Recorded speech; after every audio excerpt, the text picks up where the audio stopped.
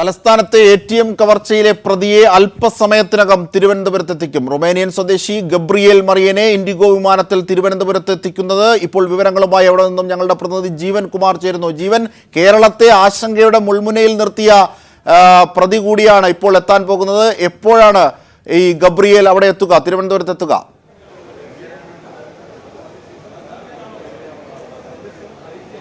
അജിംഷാദ് 2:15 മുംബൈയിലെ വിമാനത്താവളത്തിൽ നിന്നും യാത്ര തിരിച്ച ഇൻഡിഗോ വിമാനത്തിലാണ് അദ്ദേഹം പ്രതി ATM തട്ടിപ്പിലെ പ്രധാന പ്രതിയായ ഗബ്രിയേൽ മറിയെ എത്തുക. അദ്ദേഹത്തോടൊപ്പം നിലവിലത്തെ കേസ് അന്വേഷണ ഉദ്യോഗസ്ഥ സംഘത്തിൽപ്പെട്ട പേട്ട CI സുരേഷ് പി നായരുടെ നേതൃത്വത്തിലുള്ള 3 അംഗ പോലീസ് ഷാഡോ സംഘവും ഈ പ്രതിയെ അനുഗമിക്കുന്നുണ്ട്.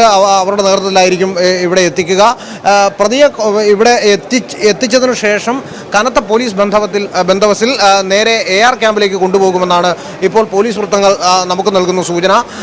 അതിനുശേഷം ഇന്ന് തന്നെ കോടതിയിൽ പ്രൊഡ്യൂസ് ചെയ്യുമോ അല്ലെങ്കിൽ തെളിവെടുപ്പിനായി കൊണ്ടുപോകുമോ എന്ന കാര്യത്തിൽ ഒരു നേരിയ അവ്യക്തതയുണ്ട്.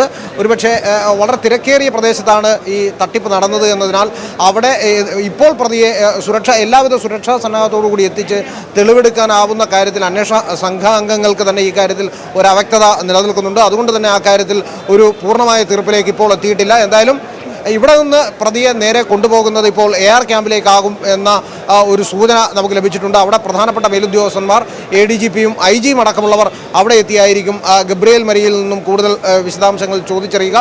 നിലവിൽ തന്നെ അദ്ദേഹം മുംബൈ പോലീസിൻ്റെ കസ്റ്റഡിയിൽ വെച്ച് കേരള പോലീസിൻ്റെ അന്വേഷണ സംഘാംഗങ്ങളോട് ചില വിവരങ്ങൾ വെളിപ്പെടുത്തിയിട്ടുണ്ട്. അദ്ദേഹത്തിൻ്റെ കയ്യിൽ 95,000 രൂപയും 1050 യൂറോയുമാണ് ഉണ്ടായിരുന്നത്. അത് പോലീസ് സംഘം പിടിച്ചെടുത്തിട്ടുണ്ട്. കൂടാതെ ഒരു ലാപ്ടോപ്പ് അദ്ദേഹത്തിൻ്റെ കയ്യിലുണ്ട്.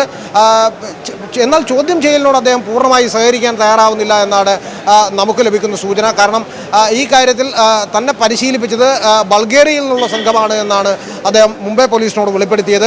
അതടക്കമുള്ള കാര്യങ്ങളിൽ ഇനിയും ചില കാര്യങ്ങളിൽ സംശയ നിവർത്തി വരേണ്ടതുണ്ട്. അതുകൊണ്ട് തന്നെ ഈ കാര്യത്തിൽ വിശദമായൊരു ചോദ്യം ചെയ്യൽ ഈ കാര്യത്തിൽ ആവശ്യമുണ്ട്. 5 ദിവസങ്ങൾ മാത്രമാണ് പോലീസിൻ്റെ കസ്റ്റഡിയിൽ നിലവിൽ ഗബ്രിയേൽ മറിയെ വിട്ടുകൊടുത്തിരിക്കുന്നത്. അതുകൊണ്ട് തന്നെ ഈ കാലയളവിനിടയിൽ തന്നെ, ഈ ചെറിയ പീരീഡിനുള്ളിൽ തന്നെ ഇത്ര വലിയ ഒരു തട്ടിപ്പുമായി ബന്ധപ്പെട്ടുള്ള മുഴുവൻ കാര്യങ്ങളും ഇതിൻ്റെ വിശദാംശങ്ങളും ലഭ്യമാകേണ്ടതുണ്ട്.